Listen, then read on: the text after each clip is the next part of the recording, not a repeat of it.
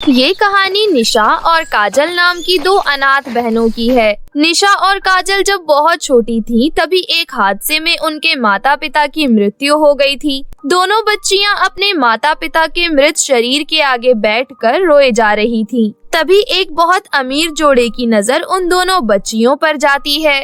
देखिए ना जी, ये दोनों बच्चियां कैसे मायूस होकर रो रही है और इनके माता पिता मर चुके हैं। तुम सही कह रही हो करिश्मा, मुझे इन दोनों के लिए बहुत बुरा लग रहा है।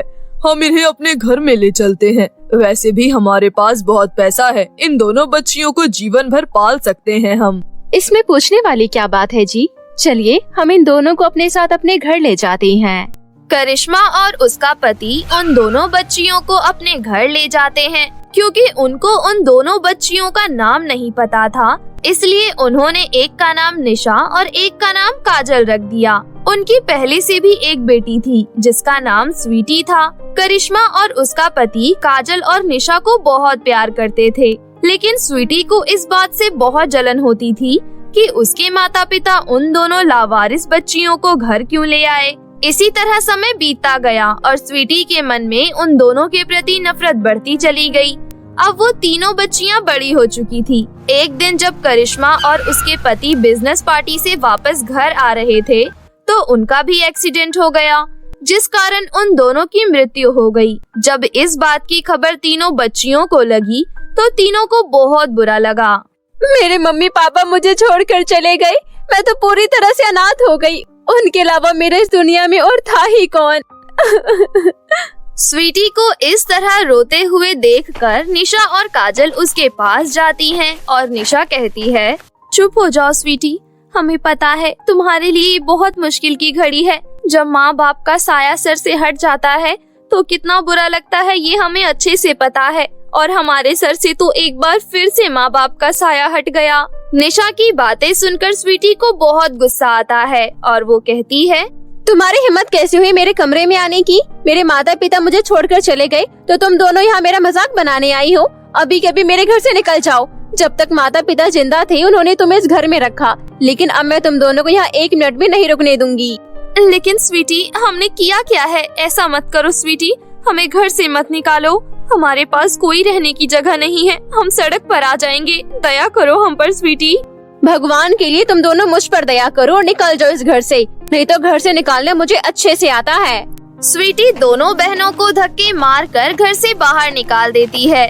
निशा और काजल घर से निकलने के बाद सड़क पर भटकने लगती हैं। चलते चलते उन्हें रात हो जाती है। उन्हें कुछ भी समझ नहीं आ रहा था कि वो दोनों कहाँ जाएं और कहाँ रहें। तभी काजल को रास्ते में एक आम का पेड़ नजर आता है। उस पेड़ पर ढेर सारे पके हुए आम उगे हुए थे। निशा दीदी, वो देखो आम का पेड़, उसके ऊपर बहुत सारे पके हुए आम लगे हुए हैं। वैसे भी रात हो चुकी है और मुझे भूख भी बहुत लग रही है। आप मेरे लिए आम तोड़ दो ना, आम खाकर हम इसी पेड़ के नीचे सो जाएंगे और अगली सुबह फिर से रहने की कोई जगह ढूंढेंगे। ठीक है काजल, तुम रुको, मैं अभी आम तोड़ने की कोशिश करती हूँ। निशा इधर उधर से छोटे छोटे पत्थर उठा लेती है और उसे आम के पेड़ पर मारने लगती है। पत्थर मारकर निशा 2-4 आम तोड़ लेती है। वही आम खाकर दोनों बहनें उसी पेड़ के नीचे सो जाती हैं। तकरीबन आधी रात को काजल को किसी की आवाज सुनाई देती है। काजल बेटी, निशा बेटी, तुम दोनों चिंता मत करो, हम हमेशा तुम्हारे साथ रहेंगे, चाहे तुम्हारे जीवन में कितनी भी कठिनाइयाँ क्यों ना आ जाए। तभी अचानक से काजल की आँख खुल जाती है। वो अपने चारों तरफ देखने लगती है, लेकिन चारों तरफ बिल्कुल अंधेरा छाया हुआ था और कोई भी नहीं था।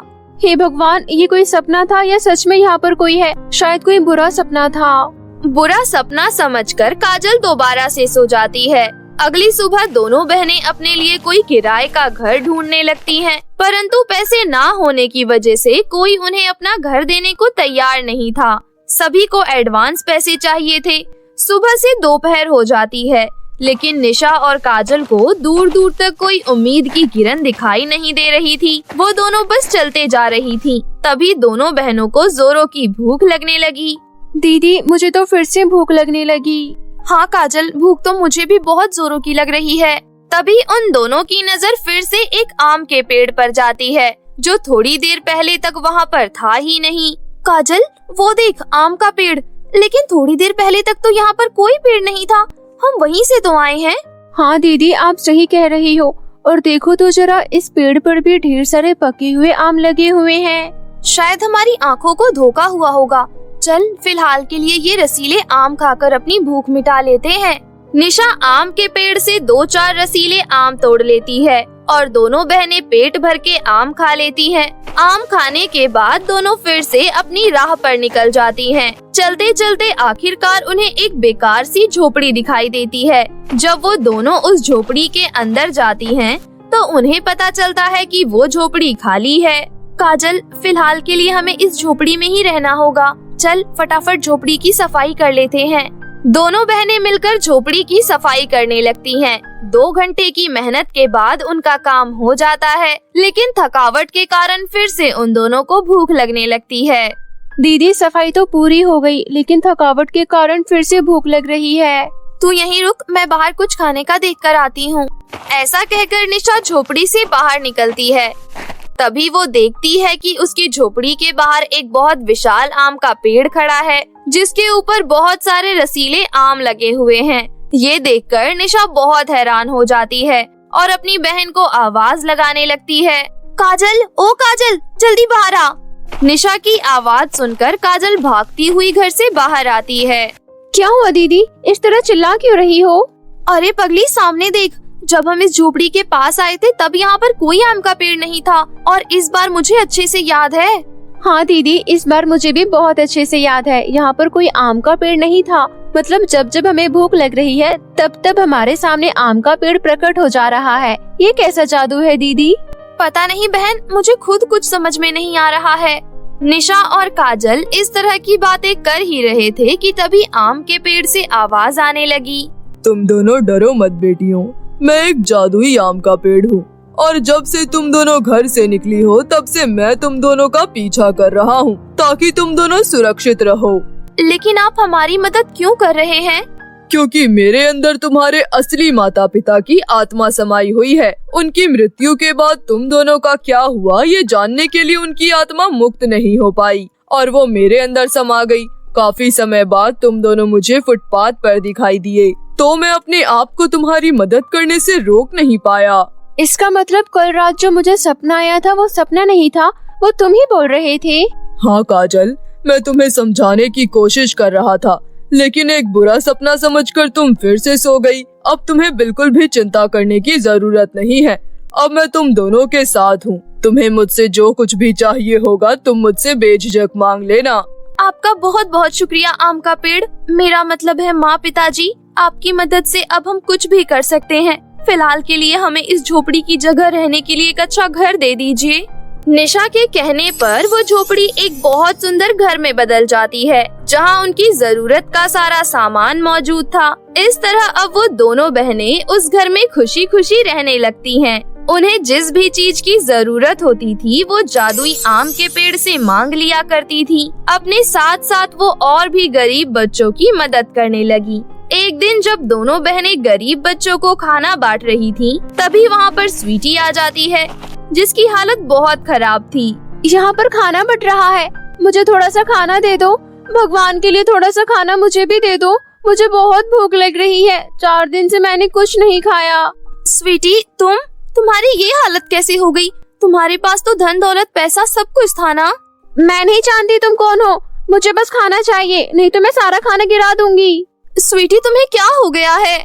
स्वीटी पूरा पागलों जैसा बर्ताव कर रही थी, क्योंकि एक तो उसको उसके माता पिता के खो जाने का दुख था, ऊपर से इतने बड़े घर में अकेले रहने के कारण अकेलेपन ने उसको पागल कर दिया था। काजल और निशा को समझ में आ गया कि स्वीटी की मानसिक हालत खराब हो गई है। वो उसको तुरंत डॉक्टर के पास लेकर गए। 6 महीने के इलाज के बाद स्वीटी बिल्कुल ठीक हो गई। डॉक्टर द्वारा जब उसको पता चला कि वो निशा और काजल की वजह से ठीक हुई है, तो उसने निशा और काजल से माफी मांगी।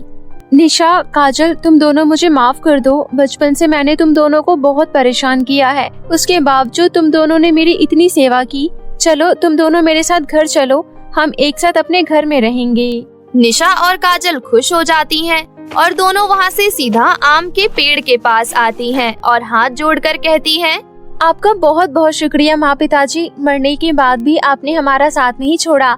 लेकिन आज मैं आपको सच्चाई बता देती हूँ कि आपकी मृत्यु के बाद किसी ने हमें गोद ले लिया था और अब उनकी भी मृत्यु हो चुकी है। उनकी बेटी ने हमें घर से निकाल दिया था, इसलिए हम फुटपाथ पर आ गए थे। आप उनकी बेटी को कोई नुकसान ना पहुंचा दो, इसलिए हमने आपसे ये बात छुपाई। लेकिन अब सब कुछ ठीक हो गया है, इसलिए अब हम वापस अपने घर में रहने जा रहे हैं। ऐसा कहकर निशा और काजल वहाँ से चली जाती हैं और स्वीटी के साथ उस घर में रहकर तीनों बहनें अपना जीवन खुशी खुशी व्यतीत करने लगती हैं। जब निशा और काजल के माता पिता देखते हैं कि उनकी बेटियां खुशी से अपना जीवन व्यतीत कर रही हैं, तो उनकी आत्मा को मुक्ति मिल जाती है। जादुई सुनहरे कछुए का जादू। बहुत समय पहले की बात है। वीरपुर गांव में एक तालाब था। तालाब में एक सुनहरा कछुआ रहता था। अगर उस तालाब में सुनहरे कछुआ को जो भी देखता और देखते ही मन्नत मांगता, तो वो मन्नत पूरी हो जाती थी। तालाब के किनारे कृष्ण जी का एक बहुत बड़ा मंदिर था। वहाँ के लोग मानते थे कि कृष्ण जी का आशीर्वाद इस तालाब पर है। एक बार शाहीनपुर नामक गांव में बहुत भयंकर गर्मी पड़ी, जिसकी वजह से हर तरफ सूखा पड़ गया। वहाँ के राजा इंद्रदेव परेशान हो गए थे। राजा इंद्रदेव अपने दरबार के ज्ञानी लोगों को बुलाते हैं। राजा इंद्रदेव महामंत्री से कहते हैं, महामंत्री, गांव का क्या हाल है? महाराज, गांव की हालत अच्छी नहीं है।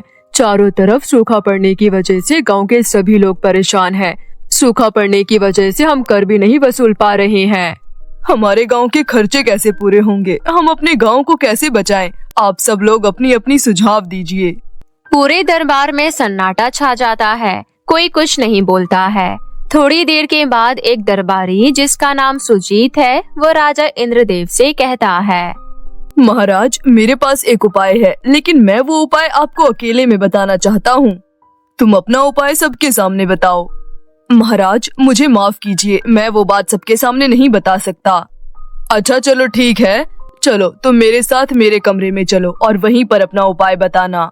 सुजीत राजा इंद्रदेव के साथ उनके कमरे में जाता है। सुजीत राजा इंद्रदेव से कहता है, महाराज, वीरपुर गांव में एक जादुई तालाब है। उसमें एक जादुई सुनहरा कछुआ रहता है। अगर उस जादुई सुनहरे कछुए से कुछ भी मांग ले तो वो इच्छा पूरी हो जाती है।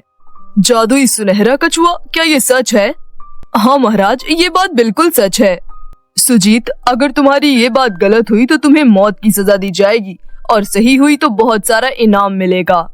ठीक है महाराज, मुझे आपकी बात मंजूर है। राजा इंद्रदेव महामंत्री को आदेश देते हुए कहता है, महामंत्री, जाओ जल्दी से रथ तैयार करो। मैं, राजकुमार और सुजीत वीरपुर जाएंगे। महाराज, मैं अभी रथ तैयार करता हूँ। महामंत्री तैयारी में लग जाता है और राजा इंद्रदेव अपने बेटे प्रताप देव के पास जाता है और उससे कहता है, प्रताप देव, हमें वीरपुर गांव जाना है, आप जल्दी तैयार हो जाइए। पिताजी, आप मुझे इतनी जल्दबाजी में वीरपुर गांव क्यों लेकर जा रहे हैं? आपको तो पता ही है कि हमारे गांव में चारों तरफ सूखा पड़ गया है। गांव के लोग भी भूखे मर रहे हैं और हमारे दरबार के भी हालत खराब है। इन्हीं सब चिंताओं को दूर करने के लिए हम वीरपुर गांव जा रहे हैं। ठीक है पिताजी, अपने गांव के लोगों के लिए जो भी करना हो तो मैं उसमें आपका हमेशा साथ दूंगा।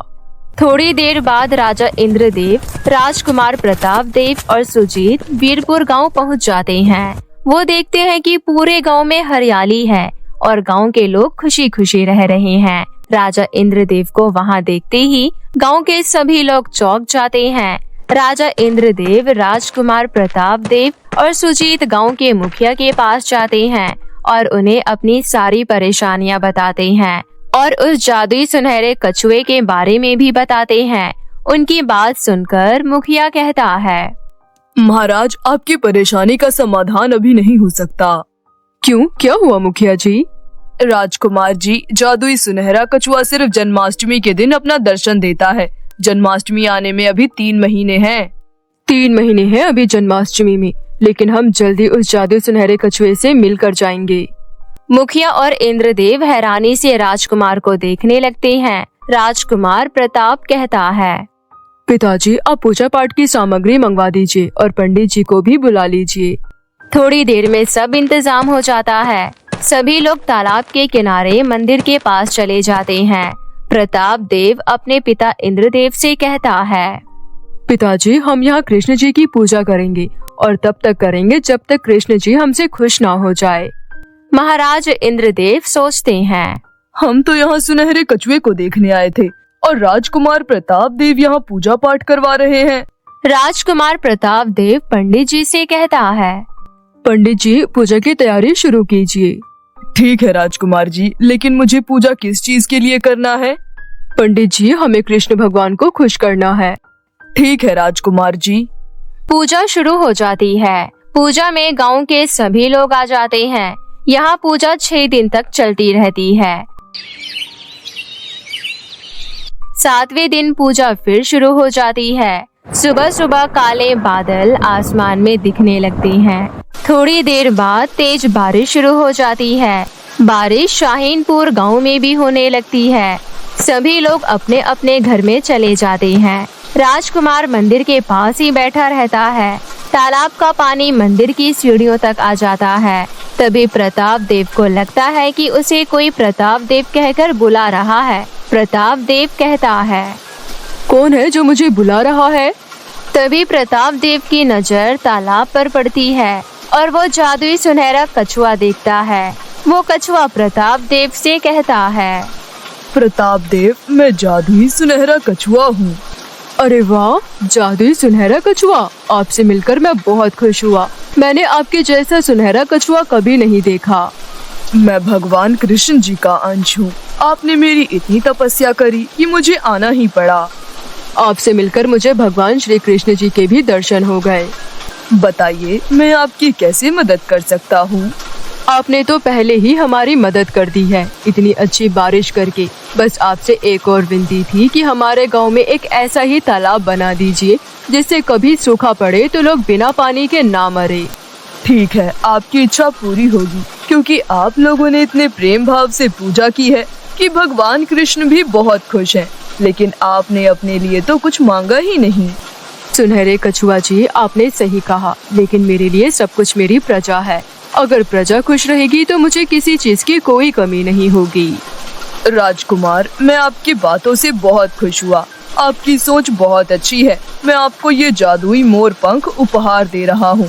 ये आपके बहुत काम आएगी। आपके गांव में जब भी कोई परेशानी आएगी, आप बस जादुई पंख से कहना, आपकी सारी परेशानी दूर हो जाएगी। इतना कहकर जादुई सुनहरा कछुआ तालाब के अंदर चला जाता है और राजकुमार महाराज इंद्रदेव और सुजीत के साथ अपने राज्य वापस चला जाता है। महाराज इंद्रदेव अपने राजकुमार का ज्ञान देखकर बहुत खुश होते हैं। इंद्रदेव सुजीत को बहुत सारा धन उपहार में देते हैं। सुनहरे कछुए के जादू से गांव में एक तालाब बन जाता है। गांव की सारी परेशानियां दूर हो जाती है और गांव के सभी लोग खुशी खुशी रहने लगते हैं। परी की जादुई 3 नदी का जादू। एक समय की बात है, सावित्री नाम की एक औरत अपनी 3 बेटियों के साथ विजयनगर नाम के गांव में रहा करती थी। सावित्री का पति मोहन सेठ के खेतों में काम किया करता था और उसके कमाए हुए पैसों से ही सावित्री का पूरा घर चलता था। परंतु छोटी उम्र से ही काम करने के कारण वो बहुत कमजोर हो चुका था। इसलिए एक दिन जब वो खेतों में काम कर रहा था तो अचानक ही उसे चक्कर आते हैं और थोड़ी ही देर बाद उसकी अचानक ही मृत्यु हो जाती है। सावित्री को जब ये बात पता चलती है तो उसकी तो पूरी दुनिया ही उजड़ जाती है। परंतु उसकी 3 बेटियां भी थी जिसका उसे ख्याल रखना था। इसलिए वो खुद को संभालती है और पूरे घर को संभालने का जिम्मा अपने ऊपर ले लेती है। सावित्री की 3 बेटियां थी, जिसमें से सबसे बड़ी थी आंचल, उससे छोटी प्रिया और मीनू। आंचल बड़ी होने के साथ साथ समझदार भी थी। वो अपनी माँ की दुख, घर की परेशानियों और बाकी सभी चीजों को बड़ी समझदारी से समझती थी। जबकि दूसरी ओर प्रिया और मीनू को केवल अपने आप से ही मतलब रहता था। उन्हें फर्क नहीं पड़ता था कि उनके घर में कैसी स्थितियां हैं, क्या चल रहा है क्या नहीं। बस उन्हें जो चाहिए होता था वो चाहिए होता था। घर का खर्चा, रोजी रोटी चलाने के लिए सावित्री सब्जी बेचने का काम शुरू कर देती है। वो गर्मियों की धूप में इधर से उधर सब्जी बेचती है और घर का खर्चा चलाती है।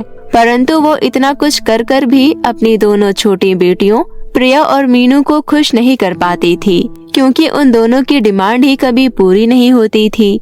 ऐसे ही एक दिन जब सावित्री सब्जी बेचने जाती है तो उसकी एक भी सब्जी नहीं बिकती। पूरे दिन वो इधर से उधर घूमती रहती है, लेकिन कोई फायदा नहीं होता।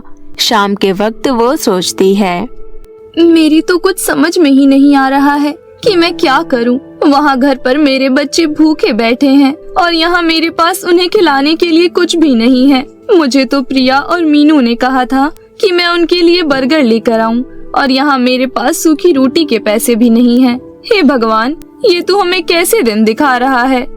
सावित्री ये सोच रही होती है कि तभी उसे सामने एक अमीर औरत दिखाई देती है जो अपने घर का बचा हुआ खाना एक गाय को डाल रही थी। सावित्री भागती हुई उस औरत के पास जाती है और कहती है, मेम साहब, अगर आपके पास ये खाना अतिरिक्त बच गया है तो कृपया करके मुझे दे दीजिए।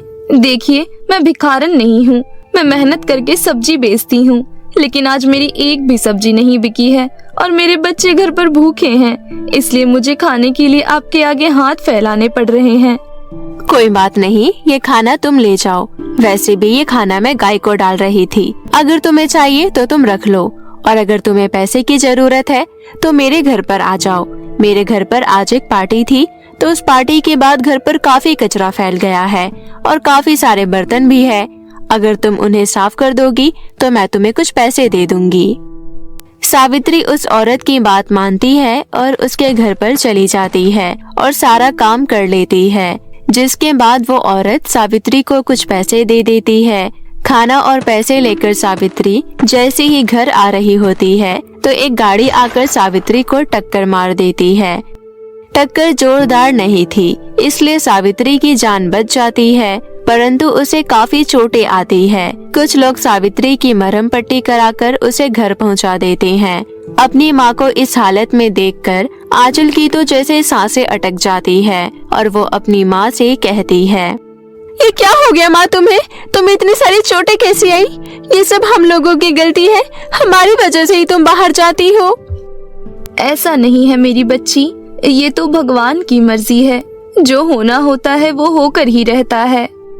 तभी प्रिया कहती है, माँ तुम भी कमाल करती हो, ना तो हमारे लिए तुम बर्गर लेकर आई, ना ही कुछ ढंग का खाना, और ऊपर से चोट लगवाकर तुम और बैठ गई।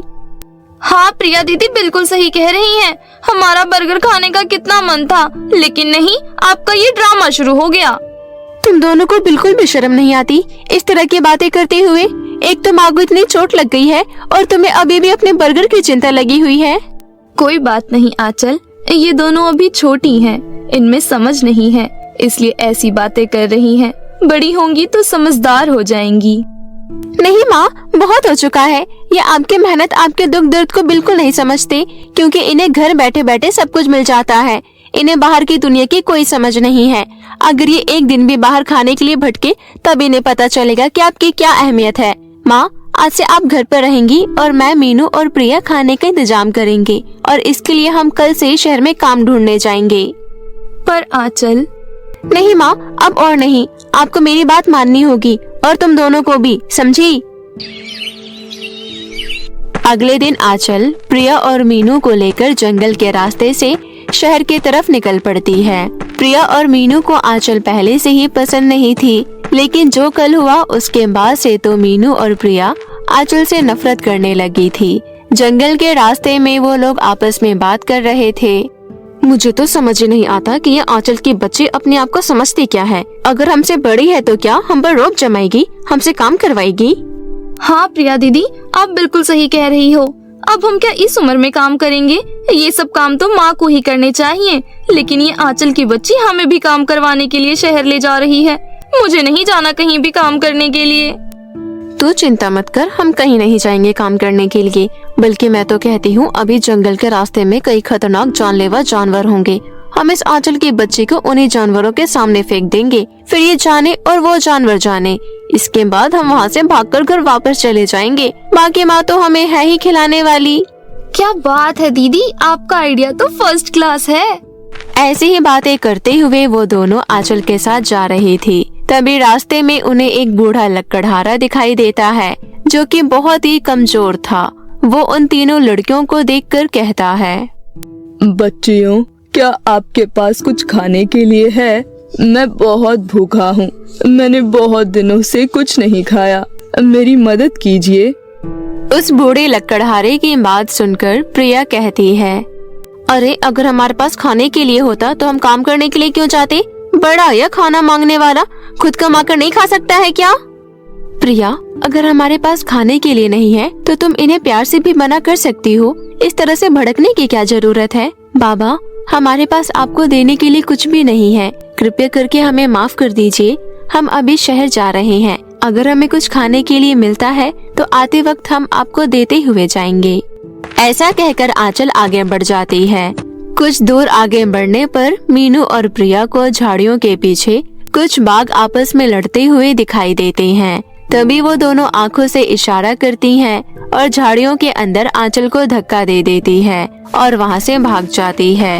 बेचारी आंचल जैसे तैसे वहाँ से अपनी जान बचाकर निकल जाती है और तीन नदी वाले किनारे के पास आकर पहुँचती है, जहाँ उसे मीनू और प्रिया दिखाई देती है। वो उनसे कुछ बोलने जा ही रही होती है कि तभी वहाँ पर एक परी प्रकट होती है और कहती है, आप तीनों का यहाँ पर स्वागत है। मैं इन तीन जादुई नदियों की परी हूँ। मैं लोगों की मदद करती हूँ और आपकी भी करना चाहती हूँ। आप जो अपने सामने ये तीन नदियाँ देख रही हैं, इनमें से पहली नदी हीरो से भरी हुई है, जो बहुत ही ज्यादा अनमोल है। दूसरी नदी सोने और चांदी का भंडार है तथा तीसरी नदी में बहुत ही जरूरतमंद लोग हैं, जिन्हें सेवा करने के लिए किसी की जरूरत है। आप लोग अपनी इच्छा अनुसार किसी भी नदी को चुन सकती हैं और उसके नाव में बैठकर आप इस नदी में प्रवेश कर सकती हैं। हीरे बहुत ही कीमती होते हैं और वो मुझे बहुत पसंद भी है, इसलिए मैं तो हीरे वाली नदी को ही चुनूंगी। सोने चांदी में तो मैं इस पूरी दुनिया को खरीद सकती हूँ, इसलिए मैं दूसरी यानी कि सोने चांदी वाली नदी को चुनती हूँ। सोना, चांदी, हीरे, जवाहरात तो सब यही रह जाएगा। अगर हमारे साथ कुछ जाएगा तो वो है लोगों की दुआएं और उनका आशीर्वाद। इसलिए मैं लोगों की मदद करना चाहती हूँ और मैं तीसरी नदी को चुनती हूँ। ऐसा कहकर तीनों बहनें अपनी अपनी चुनी हुई नदी की नाव में बैठ जाती है। प्रिया अपनी नाव में बहुत सारे हीरे भर लेती है। दूसरी तरफ मीनू अपनी नाव में सोने और चांदी का भंडार कर लेती है। इतना सब कुछ अपने नाव में भरने के कारण उन दोनों की नाव असंतुलित होकर नदी में ही गिर जाती है और वो दोनों डूबकर वहीं मर जाती है। वहीं तीसरी ओर जब आंचल सेवा करने के लिए लोगों को ढूंढती है तो उसे अपनी नदी में केवल धन दौलत, पैसे, हीरे जवाहरात ही मिलते हैं। आंचल नदी की तरफ से मिले उन हीरे जवाहरातों को लेकर ऊपर आ जाती है, लेकिन तभी वो देखती है कि उसकी दोनों बहनें वहाँ पर नहीं हैं और वो परी से पूछती है, हे परी, कृपया करके आप मुझे बताएंगी कि मेरी बहन कहाँ है? परी सारी कहानी आंचल को बताती है, जिसे सुनकर आंचल की आंखों में आंसू आ जाते हैं और वो कहती है, हे परी, कृपया करके मेरी बहनों को मुझे वापस कर दीजिए। मुझे ये धन दौलत नहीं चाहिए, मुझे तो मेरी बहनें चाहिए। हाँ, मानती हूँ कि उनसे बहुत बड़ी गलती हुई है। उनके लालच ने ही उन्हें इस मुकाम तक पहुँचाया है, पर आखिरकार वो मेरी बहनें हैं। पर उन्होंने तो तुम्हारी जान लेने की कोशिश की, यहाँ तक कि तुम्हारी और तुम्हारी माँ की इज्जत तक नहीं की। दूसरों को भी भला बुरा कहा, फिर भी तुम उन्हें बचाना चाहती हो। चाहे वो जैसी भी है, पर है तो मेरी बहनें ही ना। और अभी नहीं तो बाद में, पर मैं उन्हें अच्छे से समझा दूंगी, उन्हें ईमानदारी की राह पर चलना सिखा दूंगी। तुम सच में बहुत ही अच्छी हो आंचल। ईश्वर तुम्हारा सदैव भला करे। तुम्हारी इसी अच्छाई के कारण मैं तुम्हें तुम्हारी बहनें वापस लौटाती हूँ। ऐसा कहकर परी अपनी छड़ी उन दोनों नदियों के ऊपर घुमाती है और मीनू तथा प्रिया को वापस जीवित कर देती है। मीनू और प्रिया को जब आंचल की बातों का पता चलता है तो वो उसके पैरों में पड़ जाती है और अपने किए के लिए माफी मांगती है और आंचल उन्हें बड़ा दिल रखकर माफ कर देती है। जिसके बाद परी उन तीनों को धन दौलत के साथ विदा करती है, जिसे लेकर आंचल अपनी माँ के पास आ जाती है और वो तीनों बहनें तथा सावित्री खुशी खुशी अपना जीवन व्यतीत करने लगते हैं।